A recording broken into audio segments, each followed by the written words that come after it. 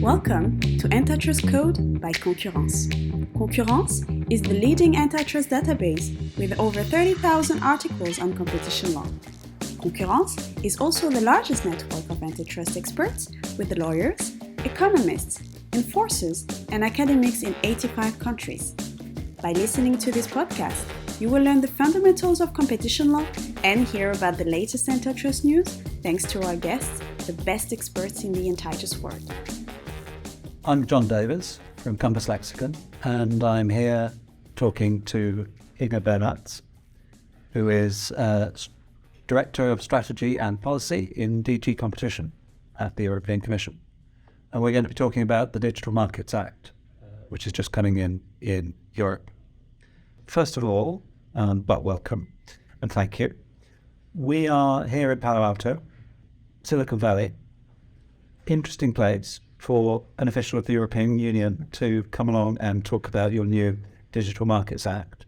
What kind of reception are you getting from American tech firms, whether gatekeepers or other, to the European Union's new proposals? Yeah, I think it's first of all very important indeed for us to be able to talk to the digital community here in their home base in Palo Alto, or at least part of the digital community that has its home here. I think what pleasantly surprised me in terms of the discussion that we had today is how the tech business here sees the DMA not just as something that is coming towards them, but really as also an opportunity that is being offered to them. And that's, of course, very much what we would hope for, because it is what the DMA is about. It's about creating opportunities, making markets contestable, but we can bring the horse to the water, we can create the opportunity, but we cannot make it drink. That's for businesses, for financiers to seize that opportunity and to use it to drive innovation, bring novel products to the market, to seek that interoperability with the platforms, to make use of all the opportunities that the DMA offers. So I was very pleasantly surprised to see that the awareness is out there about the opportunities that this can bring. And then, of course, there is a lot of uncertainty about what it is all going to mean in practice, but I think it is also from both sides an understanding that that's something that we will have to build together. So, thank you. Let's try and lay some of that uncertainty to rest, perhaps I want to explore in a bit more detail how the DMA will work in some aspects. And as I understand it, and I'm an economist, not a lawyer, although these questions are mostly going to be about process. As I understand it, the DMA is trying to take a step away from the sorts of antitrust cases of the past where you've had to evaluate effects to some extent.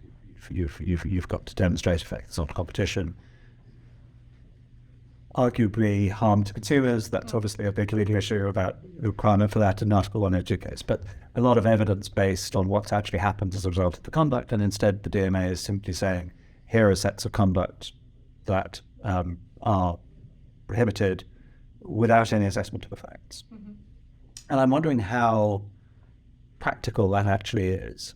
So, for example, as I understand it, there is, I won't call it a defense, but companies, when they are, for example, proposing how to comply with the obligation to allow competing app stores and to allow competing ways of installing apps, can, I'll say, plead in defense system integrity, that they can't be required to do things which would imperil system integrity. And as I understand it, the word proportionate is used in that assessment. Now, my question is, how can you assess the proportionateness of an argument like that if you're not somehow assessing the benefits of the degree of contestability and fairness that the obligation's actually producing? Yeah, there's a lot in that question. Maybe let me start by referring to traditional antitrust law as a beautiful instrument, but also a complex instrument and a highly sophisticated instrument, where each time you start from a blank sheet and you identify what is the relative market, what are the parameters of competition within that market, and then you indeed look at the effects of certain conduct and you listen to potential efficiency defenses, and you make a balancing between the effects and the efficiency considerations to then come to a conclusion. And that can take many years, and it definitely takes a lot of resources. And what we have seen is that, especially in the tech sector, with markets evolving fast and risking to tip, and then damage being difficult to outdo, that was not fully satisfactory in terms of outcome. So that was very much at the genesis of the DMA, to try to remedy some of those issues. In terms of the core platform services which are identified in the DMA and which form the scope of the DMA, but also when it comes to the obligations and the prohibitions contained in the DMA, we very much relied on that antitrust experience. And of all of those cases, well, not just we, but antitrust enforcers also at national level around the globe, a lot of economic analysis which has gone into it, academic literature, has actually looked over and over again into effects and efficiency, and consistently come to the conclusion that in particular given circumstances, the effects were very harmful and there were no efficiencies outweighing those. So from a perspective of enforcement efficiency and effectiveness as a public authority, you can then continue nevertheless to work with your very sophisticated, resource-intense and long-lasting instrument, or you can develop a new tool that allows you to come much more quickly and immediately impose the obligations on those relevant companies for those relevant core platform services. And that is what we have done with the DMA, but therefore the analysis of effects and possible efficiencies, if you like, has been done in the past, and all of the evidence that has gone into the design of the DMA and was definitely also part of the legislative discussions. So now what we will be doing is to enforce that piece of legislation, which through all of the democratic processes has been adopted by the legislator. And so it's not for us to then second guess in that enforcement work whether nevertheless, that conduct really has that effects, or whether there aren't any countervailing efficiencies. What the legislator, however, and that's also a general principle of EU law, has emphasized a lot, is that in enforcing the DMA, there are elements of proportionality.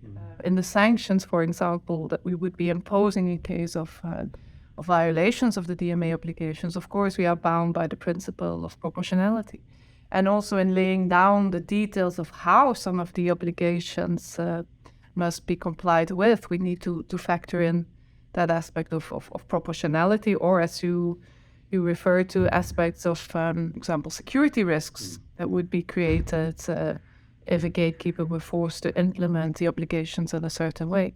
So there will be scope for certain arguments about integrity of the system, for example, that a gatekeeper can still make, and it will probably not be easy to assess how credible such security arguments are. But for that, we will also be working together with others in the sectors and get the necessary expertise to take an honest, open-minded, but also critical approach to arguments which are being brought forward to us related to security incidents. And what's important for us as well is that when it comes to data privacy, for example, or the degree of security risk, to ask a question. It's different, of course, when it's about system integrity, but whether those issues are not for the consumers to evaluate and take informed decisions about, whether a gatekeeper should allow to substitute only its views for something which maybe actually the final consumer should be the final judge of. But very relevant questions that will no doubt also come up. And again, there is no room to argue that the obligations should not have been imposed, because that's what the legislator has done. But there will be room to check, and no doubt that will also be done, whether our enforcement activities are proportionate. So that raises a further question for me, which is maybe trying to break open a bit this box of what actually happens between now when the DMA is final and is in force, but we haven't yet been through the process of identifying the gatekeepers or further specifying the conduct in some of the articles. So that process of further specification, I think of that as being a little bit like a remedies discussion between the gatekeepers, once they've been designated, and the Commission. Again, is it really possible to have that sort of discussion and to have outcomes of that are kind of simple black letter rules?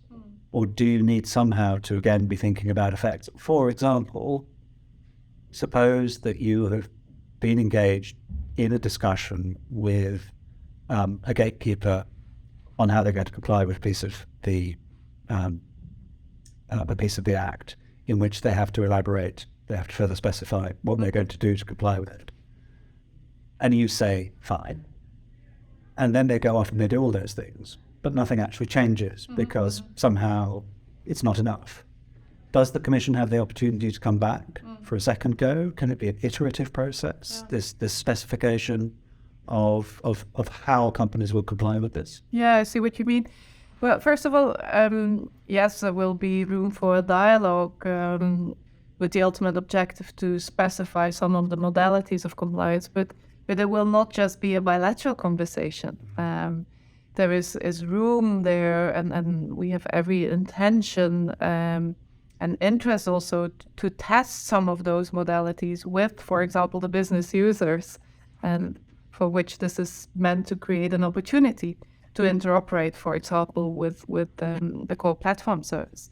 So it will not just be a bilateral conversation, it will be market tested, and the actual users will be able to express views on whether this works not just on paper, but can work also in reality. And I think that the gatekeepers have every interest in checking that and having that dialogue with their customers to a certain extent also first, before they come and present it to us as a workable solution in terms of implementing some of the obligations. But then once that a specification decision is there, I think you're very right to point out that it can be an iterative process. Of course, we will want, when we specify such modalities in the decision, we will want to be reassured that they can be effective. And that burden is also very explicitly on the gatekeeper to demonstrate that the way it complies with the obligations is effective. But if that were not to be the case, because perhaps also circumstances might change, then there is a possibility to review that decision and to adjust it. So in that sense, I think indeed the process of specification of the modalities, but in general, the whole enforcement of the DMA will be an iterative process. Because new gatekeepers could emerge after all.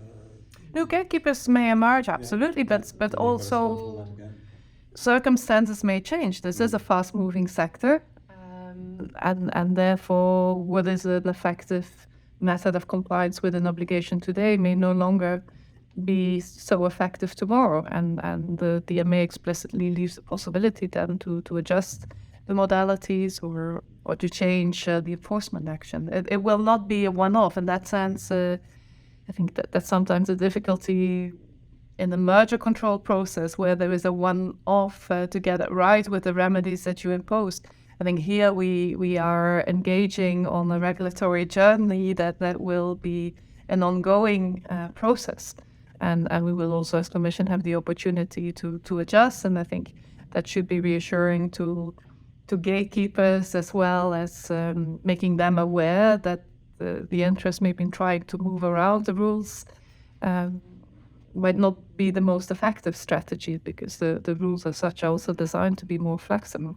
So it'll be interesting to see how it evolves. I've got a comment which I have to make, which is not a question, but just when you refer to market testing and so on in the process of the specification of these obligations, one of the things about this sector is that they can do real testing. Mm-hmm. As you've probably seen from some of the cases, you can get what's called around here in Silicon Valley A/B tests, which they can actually just put out different solutions to randomly selected groups of customer.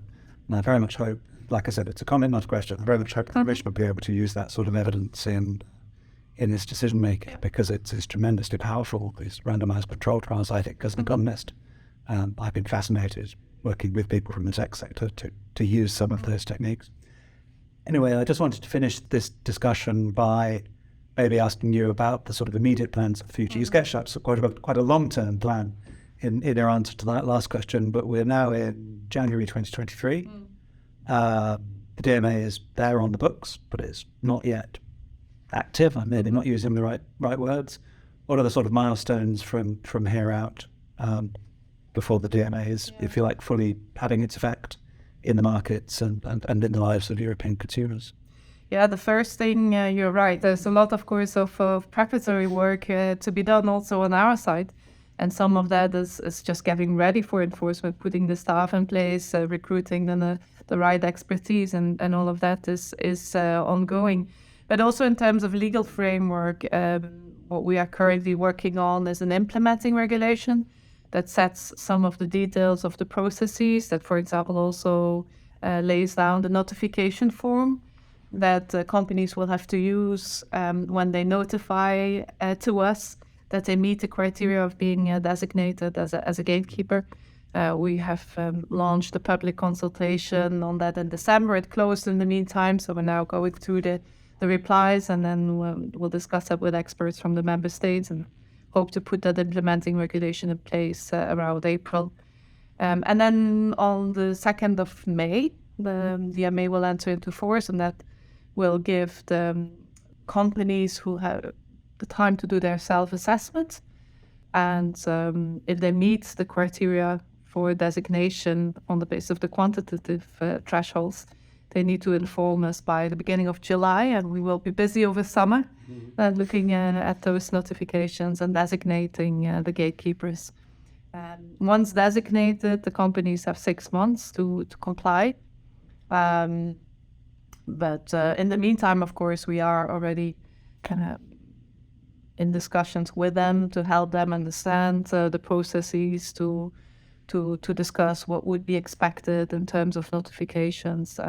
And that's a process that we will also continue once they are designated, to help them understand the implications and build up an ongoing dialogue with the designated gatekeepers, but also with others in the sector, to make sure that we, on the one hand, are there to provide information, on the other hand, that we are also ready, that we will be looking for signals. Of course, that's an open question to us, what the attitude of the gatekeepers will be. Will there be a mindset of compliance, or will there be a mindset of litigation? That's something that the ball will be, to a large extent, in their court. And I think, as often, we hope for the best. We hope for the compliance. We do think the incentives are there for gatekeepers to comply, but we are also ready to enforce if necessary. I suspect that different potential gatekeepers have slightly different attitudes to that question. Anyway, it sounds like you're going to be very busy over the next year, so thank you very much for taking the time. Pleasure, thank you. Thanks, Inge. Thank you. You listened to an episode of Antitrust Code by Concurrence. If you want to read more about this topic, check the Concurrence website, where you can find all relevant articles. Follow us on Twitter @CompetitionLaws and join the Concurrence group on LinkedIn to receive updates on our next podcast.